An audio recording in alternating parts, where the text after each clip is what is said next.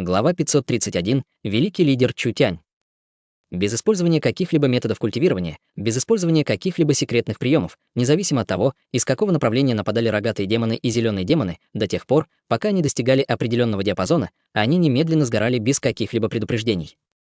Это правильно, внезапно сгорали, белое и синее пламя поглощало тело изнутри. Несравненно сильные тела демонов были очень устойчивы к стихийной энергии, такой как это пламя, но перед этим пламенем без какой-либо температуры оно даже не имело сопротивления крыла цикады. Пламя мгновенно уничтожало их тело, оставляя кучу пепла. Мощный враг не был самым страшным. Самое страшное — не знать ничего о могущественном враге. Несколько сотен рогатых демонов и зеленых демонов не боялись смерти и напали на Чутяня, как мотыльки на пламя, превратившись в пепел с жалкими криками. Столкнувшись с подобным образом, даже несмотря на жестокость местных жителей чистилища, они не смогут сохранить свой боевой дух. Методы Чутяня казались странными, но никто бы так не подумал, если бы они поняли принцип, стоящий за этим. Сначала пламя разума было просто областью, сформированной божественным чувством области видения, поэтому, когда рогатые демоны и зеленые демоны ринулись вперед, Чутянь непосредственно овладел ими своим божественным чувством. У этих людей вообще не было никакой охраны, поэтому Чутянь посадил в них семена пламени мира пустоты. Насколько мощным было пламя мира пустоты? Когда их источник духа и основа совершенствования начинали сгорать, пламя мира пустоты становилось еще сильнее. Естественно, оно самовоспламеняется, и даже самые крепкие кости не выдержали бы такой атаки. Нет, слишком могущественный, эти демоны низкого ранга наконец поняли, как глупо было это делать. Они хотели поймать этого монстра. Они скорее должны были бежать как можно дальше. Вожди зеленых демонов, рогатых демонов и крылатых демонов поняли, что Чутянь не шутил. Этой глубокой таинственной иностранной расе они были неровня, теперь у них не было другого выбора, кроме как убежать как можно скорее. Хотите сбежать? Чутянь больше ничего не сказал, когда он исчез и снова появился. В мгновение эйка он прыгнул 3 раза, и прежде чем крылатые демоны, рогатые демоны или зеленые демоны смогли среагировать, их 3 лидера появились рядом с белым демоном-бабочкой. Чего ты хочешь? 4 лидера были переполнены паникой. Чутянь выпустил 4 пламени, которые были похожи на 4 белых кристалла вокруг него. Его руки мягко вытянулись, и белый огненный лотос вошел в тело каждого человека, добавив печать на его коже. 4 лидеров испугались до смерти, увидев это. Пламя этой иностранной расы было слишком сильным, всего нескольких искр было достаточно, чтобы ранить их, не говоря уже о лотосах, сгущенных Чутянем. Чутянь был в свободном и хорошем настроении, как будто он шутил с другом. Это печать пламенного сердца, сделанная мной. Я запечатал пламя мира пустоты в ваших телах, но вам не о чем беспокоиться. В своем запечатанном состоянии он совсем не навредит вам, но с одной единственной мыслью вы мгновенно превратитесь в пепел. Ты.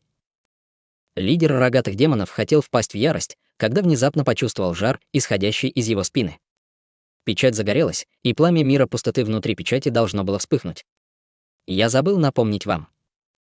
Чутянь проявил добрую улыбку. Печать пламенного сердца слита с божественным чувством, поэтому эта печать может чувствовать ваши мысли.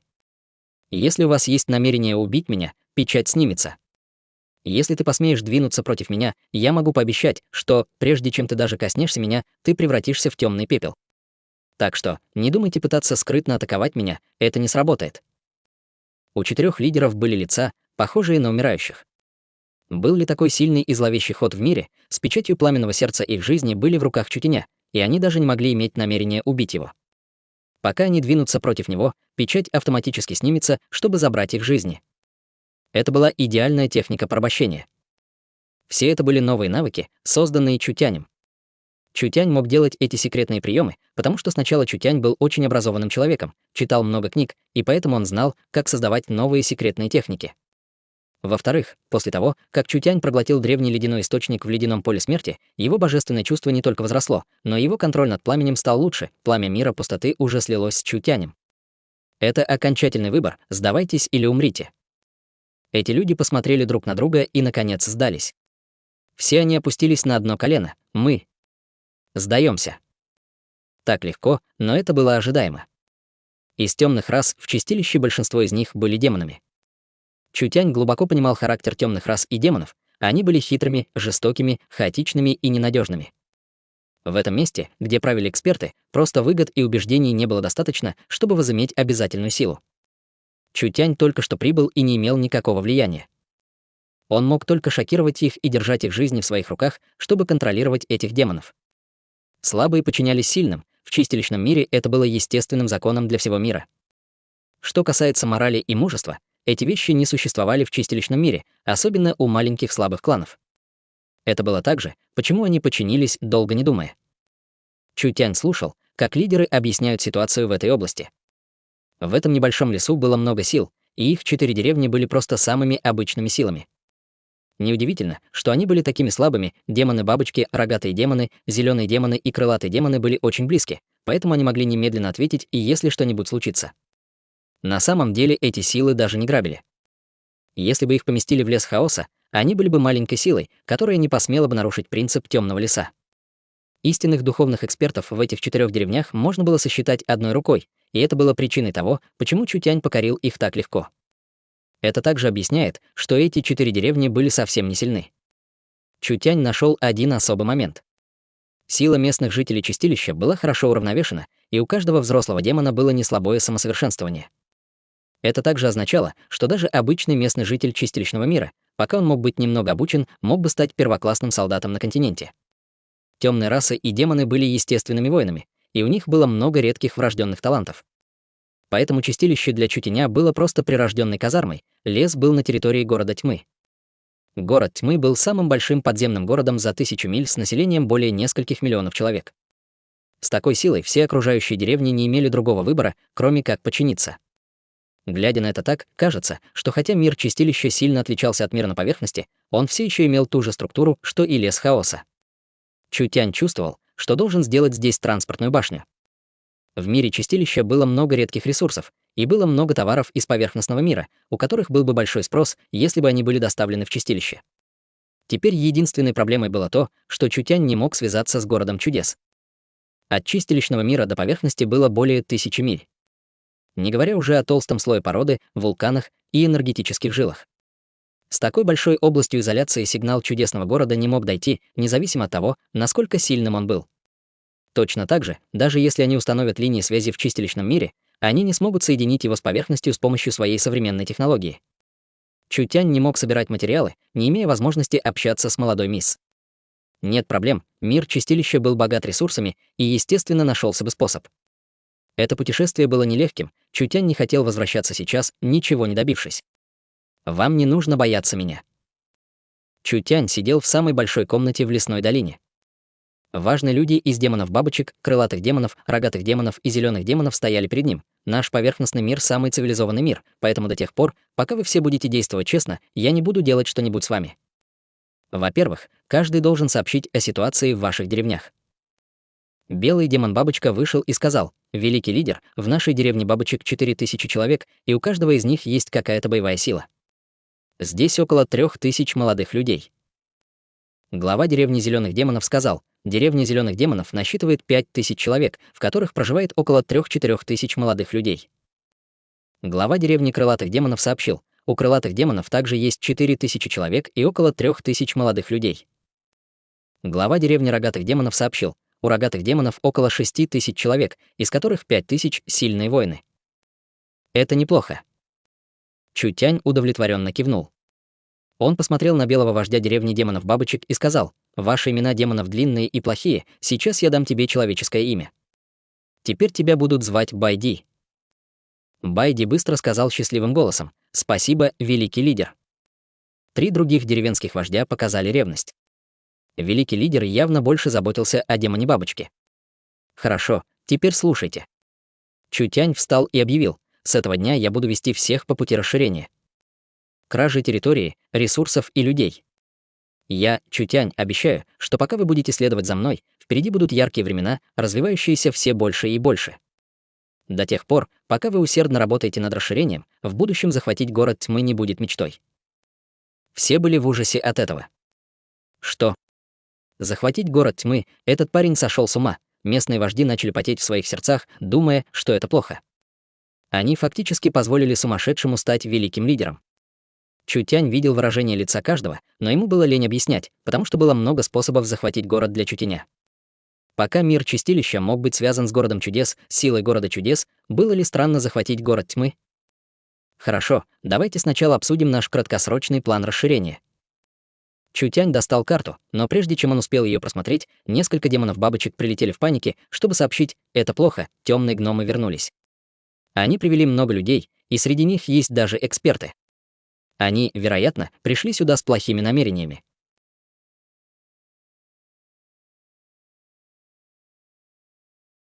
Глава 532. Трагедия темных гномов. Темные гномы привели армию. В первом ряду были темные демоны, которых никогда раньше не видели. У каждого из них были разные телосложения и разные размеры, причем большинство из них были черными или серыми. У них были скрученные тела, 3 головы и 6 рук, как разные существа, слитые вместе. Это была комбинированная форма жизни. Трансмутированные звери. Демоны-бабочки узнали этих существ. Темные гномы выкопали из руин большое количество демонических материалов, в том числе и легендарную технику трансмутации. Собственно говоря, трансмутация была не техникой из этого мира, а скорее из другого мира. Она могла анализировать тайну жизни и создавать чудесные и невероятные вещи. Трансмутированные звери были тем, что темные гномы создали методами трансмутации. Сами темные гномы были очень слабы, но у них была позиция в чистилищном мире. Наиболее важной причиной было то, что у темных гномов были самые передовые технологии в мире чистилища, как говорят знания, сила. Эти слова не были безосновательными. Гар. В это время вышел синтезированный зверь, который был другим. По сравнению с другими трансмутированными зверями, которые выглядели так, словно они были восковыми статуями, этот монстр казался относительно нормальным. Он был около 3 метров в высоту и имел мощное телосложение, кожа которого излучала металлический блеск и была покрыта костяными шпорами.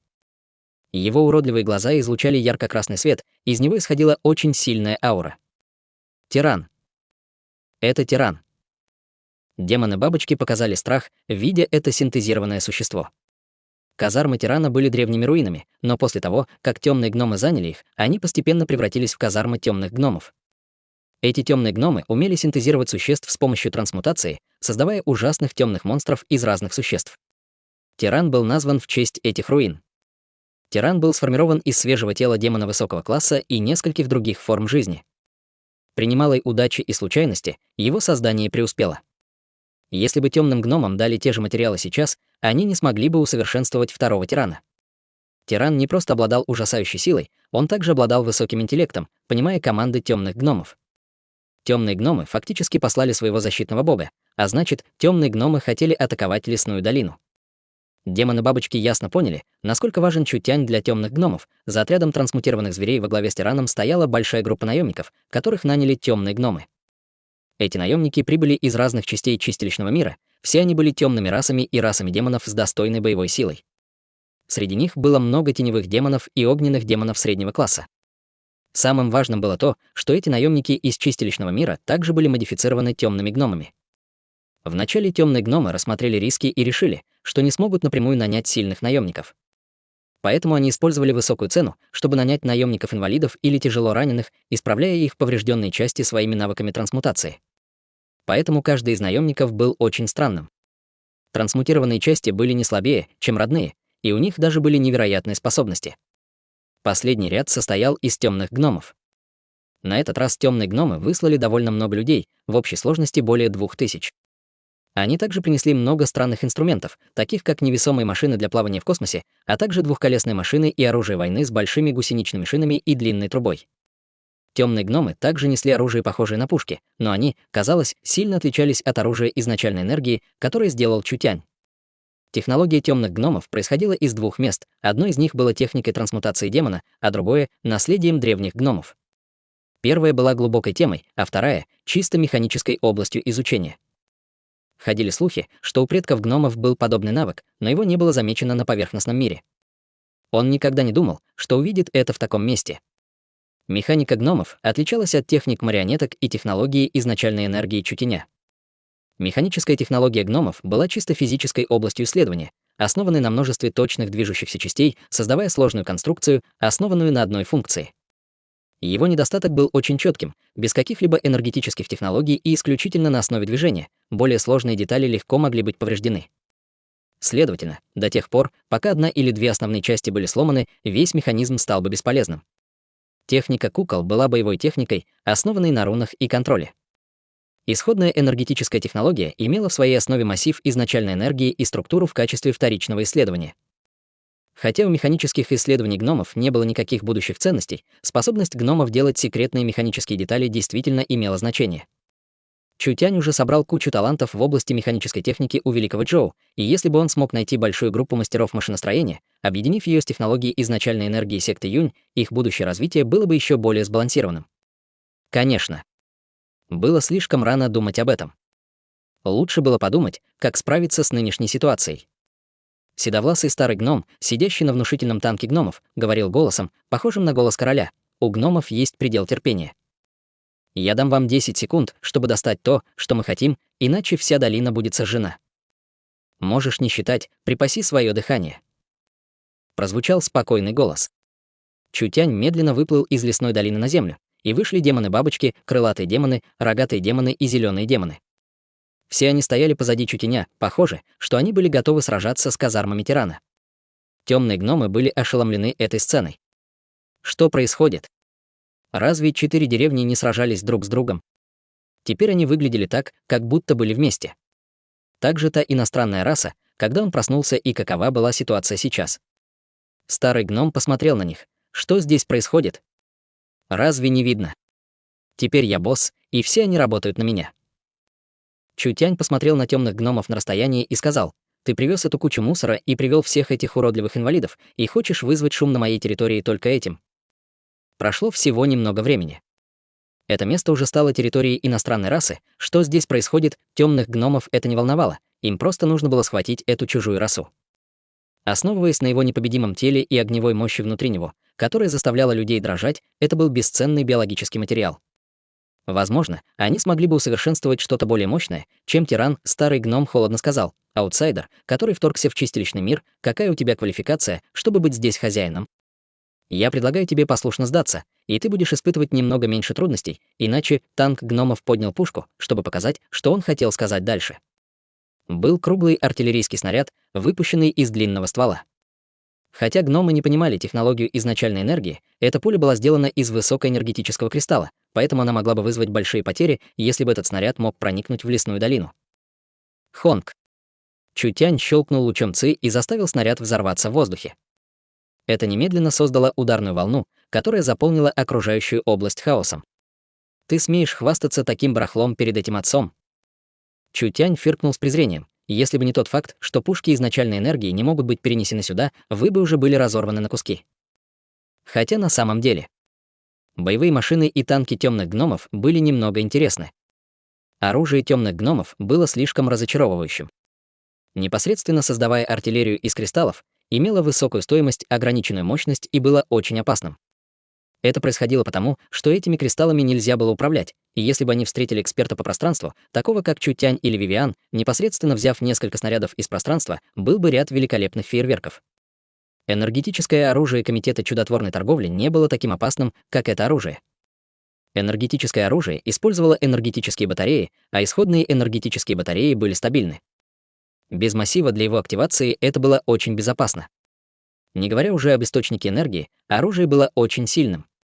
Даже самая ранняя пушка изначальной энергии была в 2-3 раза сильнее, чем пушка гномов. Темный гном сказал с холодной улыбкой: «Слишком рано вести себя высокомерно». В это время вышел суперсинтезированный зверь-тиран. Из энергетической ауры, исходящей от тирана, это должно быть сверхживое оружие, сравнимое с экспертом царства преобразования души. Дуэль. Чутянь не боялся, когда он спокойно вышел. «Мне нравится». «Думаешь, ты сможешь победить тирана?» Старый гном издал резкий смешок. Тиран был высококлассным демоном, и теперь это великое существо, созданное из нескольких биологических материалов.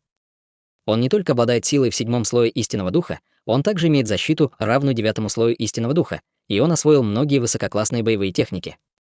Ты думаешь, что ты один сможешь нанести вред тирану? Ты думаешь, что ты один? Ты действительно болтлив. Чутянь больше не слушал. Бесформенный меч. Так же, как бумага, он был разрезан на части. Там не было великолепной сцены. Не было ослепительных поз. Могущественный тиран внезапно затрясся, и его расколол невидимый клинок с головы до ног. Он раскололся на 2 части и упал замертво. Тишина, полная тишина, все должны были ущипнуть себя. Это был гребаный сон. Что происходит? Этот бесформенный меч использовал половину его духовной энергии, но эффект был очень приятным. Чу Тянь засмеялся, провоцируя их. Я использовал лишь немного силы и фактически убил его. Ты прав, я действительно не могу просто навредить ему. Ты. Убейте его, убейте его. Уничтожьте всю эту долину. Гномы были переполнены яростью. Все трансмутированные звери и наемники отправились вперед с этим приказом. Чу Тянь достал свиток, покачивая головой, и выпустил 18 запечатанных золотых фигур. Маленькая лиса не расслаблялась и немедленно выпустила 6 душ, собрав 6 зверей демона 3-го уровня. Хотите драться? Хорошо. Вы, чистилище, лучше откройте глаза пошире, чтобы увидеть истинную силу этого отца. Чу Тянь даже выпустил бесформенный меч и 18 божественных слуг, и, естественно, он не проявил бы никакой пощады. Он хотел использовать сокрушительную силу, чтобы непосредственно сокрушить этих слепых людей.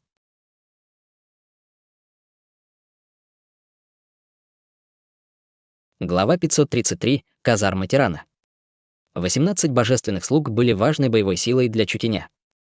Сила в 6-м слое истинного духа и тела, которые были близки к тому, чтобы быть бессмертными, они были просто ужасающими машинами для убийства. Геномы рухнут после одной атаки, как они могут противостоять этому? Но гномы были полностью поглощены гневом, и они хотели разрезать Чу Тяня на 10 тысяч кусков. Так как они могли думать обо всем этом, наемники бросились вперед, а гномы собрали всевозможное оружие, чтобы оказать поддержку.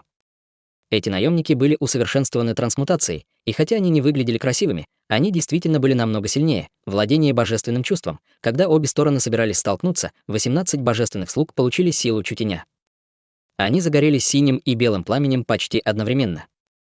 Божественные слуги были уже очень сильны, но теперь, когда появилось ужасающее пламя мира пустоты, как эти тривиальные низшие трансмутированные звери и несколько сотен наемников могли их блокировать, божественный слуга ударил кулаком в трансмутированного зверя. Только его ужасающая сила заставила трансмутированного зверя улететь со сломанными костями. Затем последовало пламя мира пустоты, и оно превратило всего зверя в пепел. Пен, наемник, поднял свою толстую мутировавшую руку, чтобы ударить спину божественного слуги. Божественный слуга совсем не отреагировал, и это было похоже на ветер, ударивший камень. Вместо этого нападающий был похож на кота, которому наступили на хвост, когда он издал жалкий визг. Пламя мира пустоты появилось на его руке и мгновенно покрыло всю его руку, поглотив его всего за 2 секунды. Человек исчез таким ужасным способом. Это было даже в ситуации, когда он успешно атаковал, божественные слуги были уже очень сильны и с добавлением пламени мира пустоты. Они были как 18 вспышек молнии, проходя через линии врага. Все трансмутированные звери и наемники, которых они миновали, жалко улетали покрытые пламенем, прежде чем мгновенно превращались в пепле. Оборона этих наемников была просто шуткой. С самого начала битвы это была просто сцена разрушения. Убейте их всех. Старый гном взревел от ярости. Гномы быстро атаковали оружием, беря странные пушки в руки и стреляя большим количеством пурпурных кристаллических шипов, которые падали, как густые капли дождя. Хрустальные шипы гномов. Принцип, лежащий в основе оружия гномов, не был плохим, в основном полагаясь на использование высокоэнергетических кристаллов, чтобы убивать врагов. Кристаллы были очищены с помощью трансмутации, поэтому они обладали очень сильной пробивающей способностью. Этого было достаточно, чтобы легко пробить защитную энергию цели или технику их совершенствования. 18 божественных слуг даже не брали эти атаки в глаза, не удосуживаясь защищаться. Они были поражены более сотни атак, но ни один их волосок не пострадал. Пушка. Используйте пушку. Гномы достали пушку в панике. Большая пушка атаковала божественного слугу, и его тело наконец напряглось. Он вышел из пламени взрыва, и его кожа была немного повреждена, но мгновенно восстановилась. Божественный слуга не задержался из-за этой атаки, о которой даже не стоило упоминать, и он продолжал атаковать. Все они были бессмертными монстрами, 18 фигур ворвались в ряды гномов, глядя на все сверху вниз. Автомобили, танки и пушки были уничтожены одним ударом.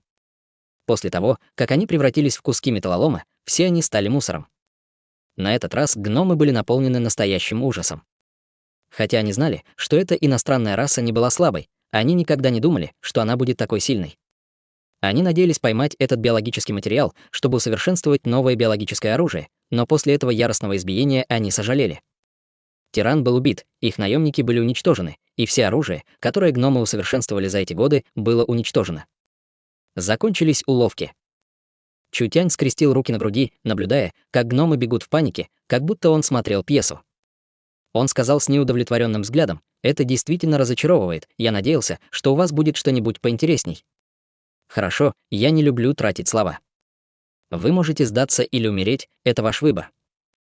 Демоны-бабочки и другие вожди были ошеломлены, увидев это. Они наконец поняли, насколько сильным был этот человек. Он был человеком, который мог по желанию уничтожить тирана и призвать этих непобедимых, бессмертных боевых марионеток. Даже у этого обычного маленького существа рядом с ним была шокирующая сила. Это был все еще человек. Эти люди были очень рады, что они решили сдаться достаточно быстро, иначе, если бы он был зол, он мог бы легко сжечь их деревни. Ты захватчик. Чертов шпион. Ты думаешь, что сможешь заставить нас подчиняться на основании этого? Старый гном закричал: «У нас есть покровитель в городе тьмы, ты ищешь смерти, если посмеешь действовать против нас. Город тьмы не отпустит тебя, ты можешь попытаться двинуться против нас, и если посмеешь». Чутянь исчез на месте с одним шагом, и он появился перед старым гномом. Ци меча была послана, и старый гном был разрублен на части, когда его отбросило на несколько десятков метров, и пламя поглотило его сразу после этого.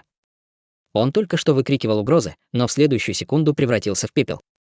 Кому еще есть что сказать? Чутянь стоял на танке с гномами, оглядываясь, как король, смотрящий на своих подданных. Тот, кто обычно имел свободный и расслабленный темперамент, внезапно имел серьезное выражение, совсем как превращение в другого человека. Пусть выходит сейчас. Гномы потеряли весь свой боевой дух. Мы сдаемся, мы сдаемся. Их лидер уже был убит, кто осмелился еще сопротивляться. Наконец, гномы решили сдаться и подчиниться. Этот посторонний сам одержал победу над тысячами солдат, приведенными гномами чистым и насильственным образом, заставив этих гномов напрямую принять решение сдаться. Эту способность редко можно было увидеть в мире чистилища, эти темные гномы были целой силой. Чутянь приказал Байди и остальным собрать свою армию, он лично направился в казарму тирана темных гномов. У Чутяня не было точки опоры в чистилищном мире, и он не собирался сейчас идти в город тьмы, но деревни этих демонов низкого уровня были слишком слабы, поэтому он нуждался в более подходящей опоре. Казармы тирана не считались слишком большими. Они будут считаться городом среднего размера, если их поместить в лес хаоса. Чутянь был вполне доволен казармами тирана, это было особенное место. Лагерь темных гномов был построен как машина, медные трубы были повсюду, как будто они транспортировали энергию, поддерживая цикл всего лагеря. Лагерь был заполнен машинами и пушками, изобретенными темными гномами, создавая сильную защиту. Технология гномов оказала большое влияние на окружающую среду. Трубы лагеря продолжали посылать отвратительную жидкость в близлежащее маленькое озеро, и вокруг были торчащие из земли зеленые отходы. Там был какой-то красочный мох, и по всему лагерю были дымоходы, безостановочно выпускающие черный дым. Чутяню не понравился только этот момент. Но это не имело значения, так как это была просто временная опора. Чутянь боялся, что темные гномы восстанут, поэтому он сначала телепортировался за границы и разрушил все оборонительные сооружения, позволив своей большой армии медленно войти в лагерь. Когда Чутянь вошел в лагерь, он обнаружил, что в жилых помещениях темных гномов почти в каждой семье была небольшая мастерская. В лагере было много крупных лабораторий, а также много машиностроительных заводов. Казалось, что жизнь каждого гнома была очень занятой. Сильные расы развили свою силу. Слабые расы разработали свои технологии.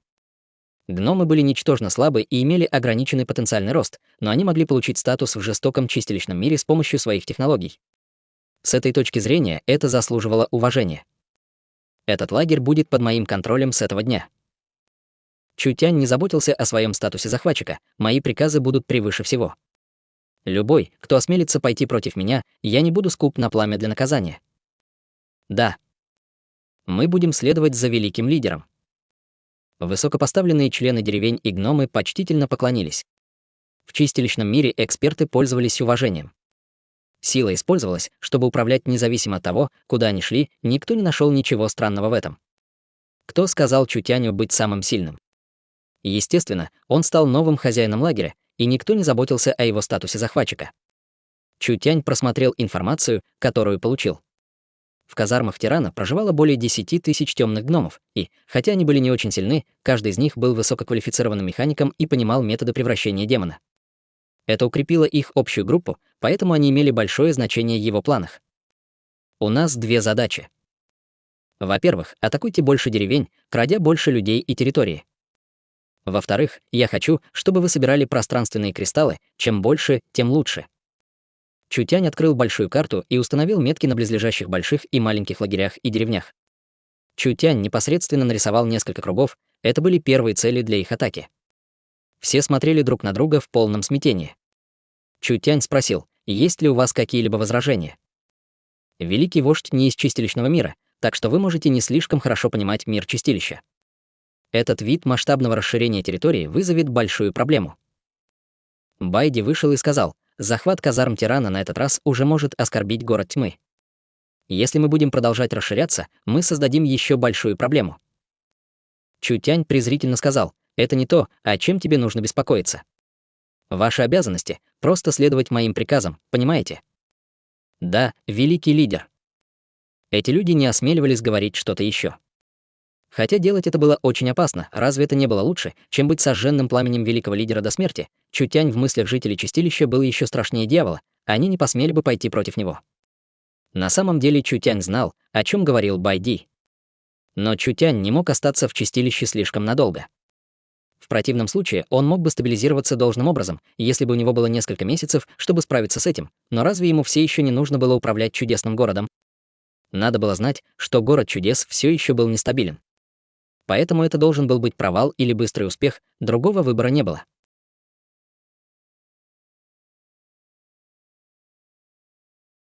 Глава 534. Шахта пространственных кристаллов. Чутянь занял лагерь, и с его 18 божественными слугами и маленькой лисой в качестве авангарда он расширился во всех направлениях. Он взял под контроль 10 чистилищных деревень всего за неделю, и под ним находилось не менее 20 тысяч демонов низкого ранга. Иногда Чутянь очень нравился этот мир чистилища. Сражение, если кто-то имел силу, и сдача, если он не мог победить, не было никаких проблем вообще. Не было необходимости упоминать честь или верность, пока ты был сильнее, все, что ты делал, было естественно. Закон джунглей уже глубоко запечатлелся в душах каждого местного обитателя. В чистилище все чувствовали, что слабые должны подчиняться сильным. Была ли разница в том, чтобы подчиняться кому-то еще или подчиняться захватчику, поэтому, когда местные жители чистилища подвергались угрозе истребления, независимо от того, какой была другая власть, они сдавались той, которая угрожала им.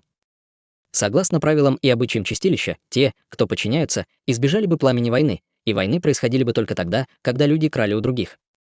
Что, если агрессия расширения континента была бы такой гладкой? Царство Орлиного захоронения уже покорило бы их окрестности. Великий лидер — это недавно разграбленная добыча. Байди почтительно стояла перед Чутянем. Она мягко взмахнула рукой, и вошли 10 белоснежных красавцев-демонов-бабочек, каждая из которых держала в руках большую связку вещей.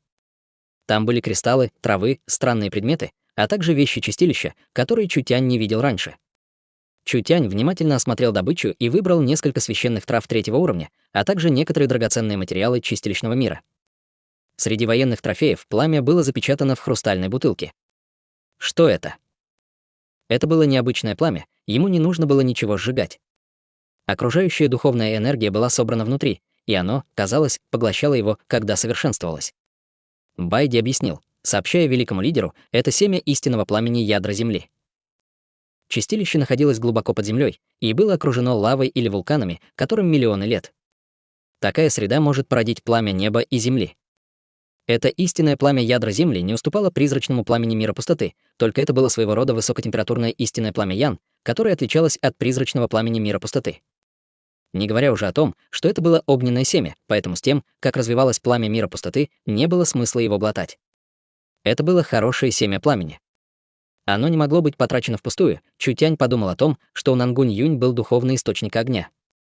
Хотя пламя божественного феникса не уступало духовному пламени, пламя феникса больше подходило для реинкарнации. Если бы она могла улучшить интенсивное пламя Ян, ее боевой потенциал увеличился бы в несколько раз. Хорошо, это была хорошая идея. Чутянь посмотрел на другие вещи, забрав огненное семя. Мне не нужны другие вещи, забери их, чтобы распределить среди других. Спасибо, великий лидер, спасибо, великий лидер. Байди почти поклонилась Чутяню в своем волнении. Этот великий лидер был очень загадочным, его прошлое не было простым, как бы она на это ни смотрела. Эти военные трофеи имели высокую ценность, это было бы немыслимым богатством для любого культиватора, и даже большая держава была бы ими соблазнена. Великий вождь даже не взглянул на них, просто небрежно вынул несколько вещей, прежде чем отдать все остальное своим подчиненным. Такого рода действия не могли сделать обычные люди. Пока вы помогаете мне делать что-то, не будет недостатка в преимуществах. Чутянь вдруг подумал о чем-то. Материалы, которые я хочу, вы подготовили их для меня. Мы не посмели бы забыть приказы великого лидера. Демоны-бабочки принесли несколько больших коробок, каждая из которых была заполнена черными нефритовыми талисманами. Чутянь случайно открыл один и увидел надписи и иллюстрации на языке демонов. Это был материал техники трансмутации, который хотел Чутянь. Неплохо, это очень полезно для меня. Вы проделали хорошую работу. Работать на великого лидера — наша честь. Байди сказала это и внезапно попыталась спросить: эти 10 членов клана — демоны-бабочки самой благородной родословной в нашей деревне. Они готовы отдать себя великому лидеру и делать любые вещи для великого лидера. Чутянь был немного ошеломлен. У демонов-бабочек было много посторонних черт, но их внешний вид по-прежнему соответствовал человеческим стандартам. У демонов-бабочек были крылья, хвосты демонов, острые уши и невероятно белая кожа, что придавало им стиль иностранной расы. В человеческой стране было бы много дворян, которые хотели бы себе одну. Байди сказала заманчивым голосом, ничего не скрывая: демоны-бабочки искренне верят великому лидеру. Пока великий лидер нуждается в чем-то, любая из нас может служить вам, включая меня. Я понимаю ваши благие намерения, но сейчас и так все заняты, так что вы можете идти. Да. Байди и другие демоны-бабочки были немного разочарованы. Но поскольку Чутяню ничего не нужно, они могли только сдаться сейчас. Не то чтобы Чутянь не любил красавиц, рядом с Чутянем уже было много красавиц, и у него не было доброй воли к этим демоническим красавицам. Демоны и темные расы были переменчивыми. Не упоминайте, что они уважительно относятся к Чутяню и повинуются ему сейчас, и все потому, что Чутянь был достаточно силен. Если кто-то сильнее победит Чутяня, эти ранее лояльные подчиненные предадут его без колебаний, даже наступая на него несколько раз при уходе. Нужно противостоять как угрозам, так и соблазнам, на демонов нельзя положиться. Хотя были разные случаи для каждой расы, в целом, демоны были кланом настоящих злодеев.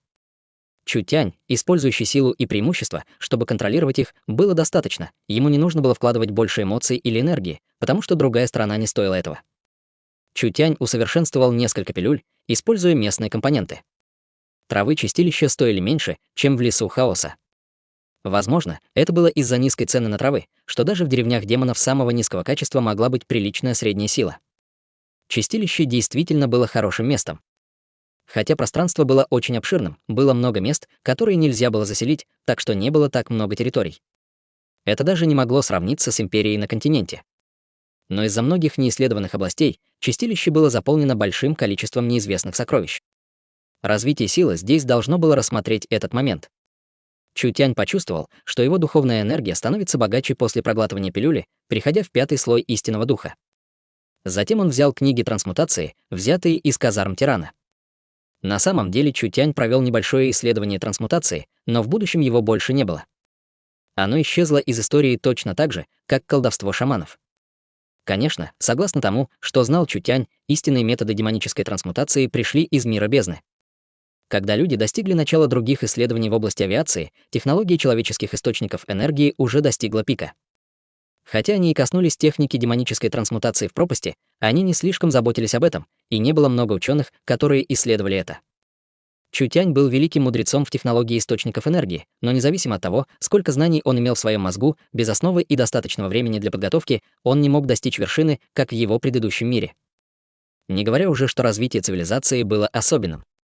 С эффектом бабочки Чутяня в этом мире, даже если бы прошло столько же времени на континенте, оно не превратилось бы в тот же континент, из которого он пришел. Чутяню нужно было привлечь больше знаний и культур, чтобы создать уникальную новую эру. Отчет перед великим лидером. Лидер крылатых демонов быстро вступил в бой. Разве я не сказал, чтобы меня не беспокоили?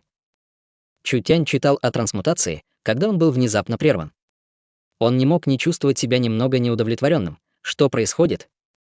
Крылатый демон быстро с уважением сказал: «Великий лидер, мы добились прогресса в поиске тех пространственных кристаллов, которые вы хотели.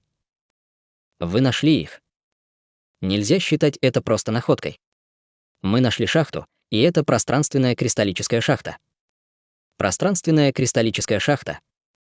Чутянь показал недоверие. «Вы уверены?» Мы не посмели бы солгать великому лидеру, это действительно пространственная шахта. Только добыть пространственную кристаллическую руду нелегко. Чутянь даже не подумал об этом, мне нужно посмотреть. Пространственный материал был одним из самых редких материалов на континенте. Пока это было что-то, содержащее пространственную энергию, независимо от того, какой степени оно было бы драгоценным. Город чудес собрал пространственные кристаллы отовсюду, чтобы сделать транспортные башни. В конце им пришлось сотрудничать с эльфами, построив несколько транспортных башен в лесу хаоса, создав транспортную сеть на эльфийской территории. Сейчас комитет чудотворной торговли очень нуждался в пространственных кристаллах. Даже эльфы не могли найти много пространственных кристаллов сейчас, и для комитета чудотворной торговли было бы трудно сделать еще транспортных башен. Теперь был кто-то, кто появился перед Чутянем с пространственной шахтой. Как Чутянь мог не быть шокирован? Чутянь покинул казармы тирана с крылатым демоном и прибыл к месту назначения через 2 часа. Лидер крылатых демонов указал вверх и сказал: «Это здесь, великий вождь, это шахта из кристального камня». Пространственная руда не была похожа на обычные рудные жилы, а она родилась не на Земле, а в небе. Пространственная минеральная жила может появиться в любом пространстве, как в космическом пространстве, так и в пропасти, а также в обычных условиях. Его форма также отличалась от нормальных рудных жил. Чутянь почувствовал это, когда приблизился. Пространственные колебания здесь были очень хаотичными, а также имело множество пространственных трещин. Когда он посмотрел туда, куда указывал крылатый демон, в небе засверкало много кристаллов. Это то, что раскрывается снаружи. Говорят, что внутри истинной пространственной жилы живет таинственный демонический зверь. Любому, кто видел его, никогда не удавалось сбежать. Крылатый демон летел перед рудой, и когда он протянул руку, чтобы схватить ее, его рука прошла сквозь нее. Как будто он просто касался иллюзии. Смотрите, великий лидер, даже те, что снаружи, это не то, чего могут коснуться обычные люди, пространственная руда существовала. Это было на 100% основано на окружающих пространственных колебаниях. Крылатый демон не мог схватить руду, потому что пространственная энергия руды создала пространственное преломление, а настоящая руда не была в этом месте. Он мог быть преломлен из другой позиции, или он мог быть похож на побег пустоты, находясь на другом пространственном уровне, поэтому добыча руды была очень трудной. Среди информации, которую он получил, была одна часть информации, которая могла позволить им точно определить координаты товарища даосиста медная триграмма. Ученый Сяньгун ответил: согласно этому надежному источнику, даосист медная триграмма в настоящее время находится в том же месте, что и даосист Доу-Доу, собрат даоса Желтой горы. Другими словами, когда мы сможем найти маленького Доу-Доу, мы сможем найти и медную триграмму, а у товарища даоса Желтой горы просто есть метод, чтобы зафиксировать координаты Доу-Доу. Старейшина Сяньгун, я очень благодарен тебе за эту информацию. Сказав это, Ахцы из клана Су опустил голову и посмотрел на трижды безумную безрассудную саблю. Трижды безрассудный не должен был волноваться, потому что скоро у него будет кто-то, кто составит ему компанию. Трижды безумная безрассудная сабля пробормотала: хмэм. В это время ученый Сяньгун задал еще один вопрос. Хорошо. Ах, Ци, у тебя есть свободное время в ближайшие дни? Если мы говорим о ближайших днях, у меня должно быть немного свободного времени, но мне нужно кое о чем позаботиться примерно в конце этого месяца, сказал Ахцы из клана Су. Примерно в это же время Шилу из клана Су снова пытается преодолеть скорбь, и поэтому он должен был подготовиться заранее. Тогда все будет в порядке. Я планирую окружить и захватить демодрагона в провинции Циннань в ближайшие несколько дней. Поэтому я хотел попросить товарища даосиста Ахцы помочь мне. Что касается награды, то ты можешь свободно высказывать свое мнение и сказать мне, чего ты хочешь. Мне нужна только кровь демодрагона. Что касается других материалов, найденных на теле демодрагона, что ты можешь разделить их с другими помощниками. Как тебе такое предложение? Спросил ученый Сяньгун. В провинции Цзиннань. Какое совпадение? Ахцы из клана Су кивнул головой и сказал: если это в провинции Циннань, то не должно быть никаких проблем. Он вспомнил, что вчера король-создатель Тхурмы забрал Шилу для его прямой трансляции. Тот факт, что король-создатель Тхурмы транслировал свой концерт, отправив в больницу более 300 тысяч человек, был уже хорошо известен в мире культиваторов.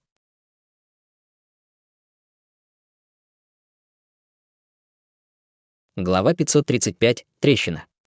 Эти руды содержали драгоценные пространственные кристаллы, но не каждый мог их выкопать, иначе разве они не были бы уже забраны? Когда Чутянь стоял в центре бесчисленных неподвижных руд, его божественное чувство ощущало, что энергия, исходящая от каждой руды вокруг него, меняется, поскольку каждая руда выделяет неустойчивую энергию. Хотя казалось, что они вообще не двигались, пространственный уровень менялся каждую секунду. Он не мог зафиксировать их местоположение даже своим божественным чувством. Это условие было очень похоже на побег пустоты. Побег пустоты может выпустить подобный эффект, который не только делает обычные атаки неэффективными, но также уменьшает эффект духовных атак. Конечно же. Побег пустоты ни в коем случае не было непобедимым. Он использовал пространственную энергию в качестве основы и использовал ее для управления пространством. Потребление, полученное от управления пространством, зависело от помех, подобно тому, как телепортация в обычной среде отличалась от телепортации в воде. Воздух был легче и оказывал меньшее влияние на пространственный контроль, поэтому он тратил меньше энергии для телепортации и наоборот. Это означало, что материалы с достаточно высокой энергией и плотностью могли вмешиваться в пространство.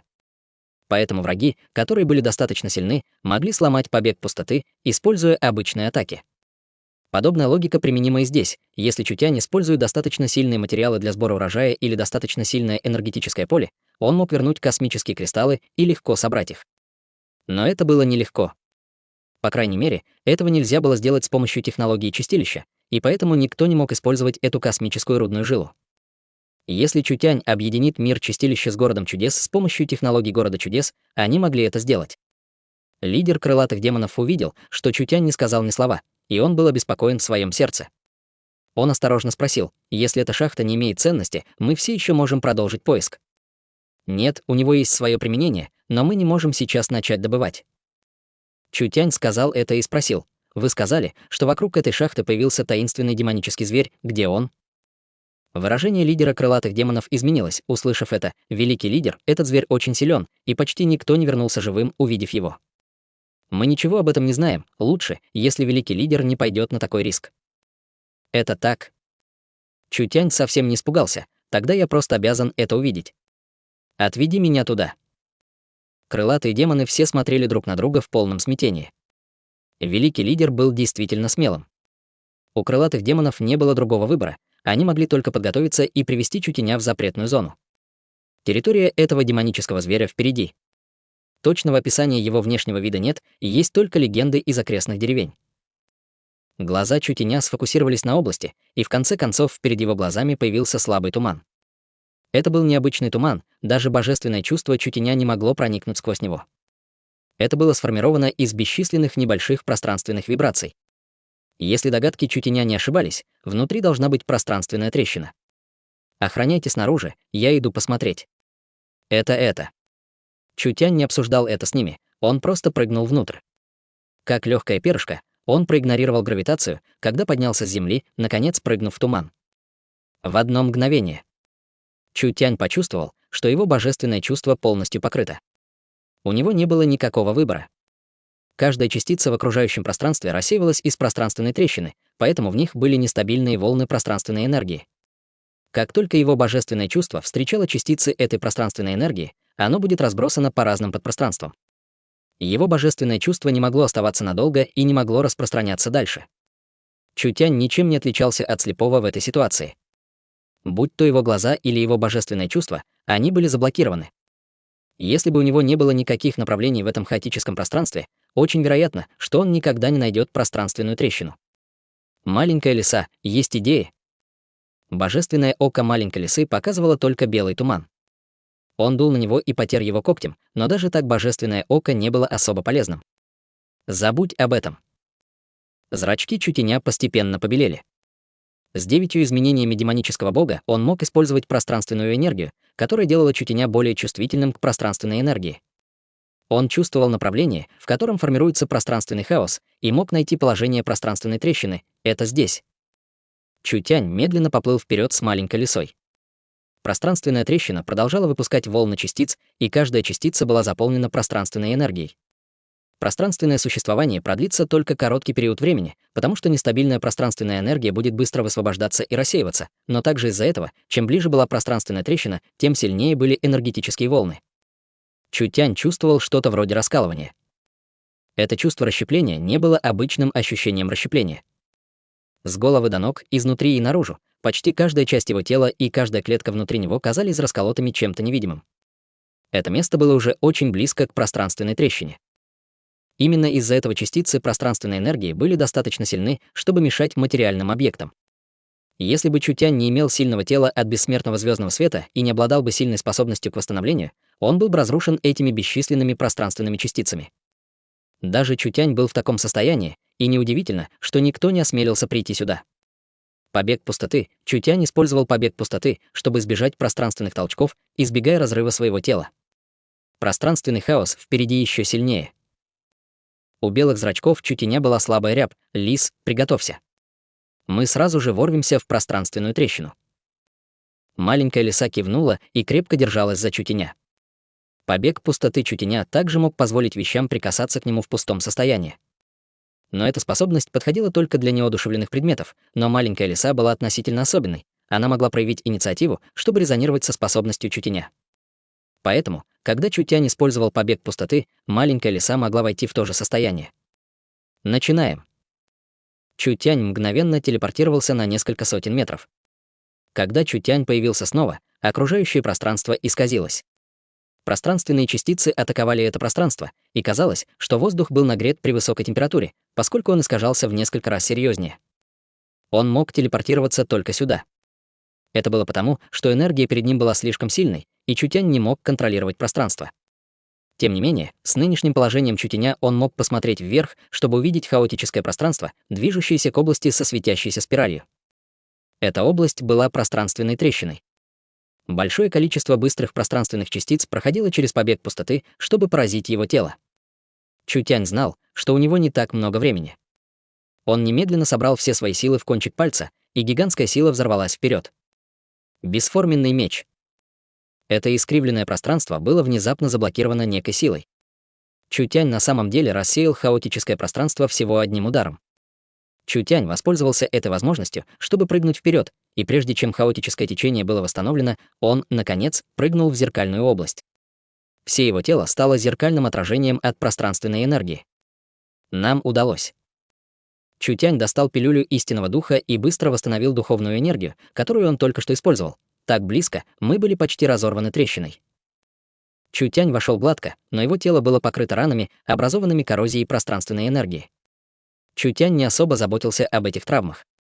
Его глаза стали зелеными, и с жизненным атрибутом он превратил свою духовную энергию в жизненную энергию, залечив все свои раны менее чем за 5 минут.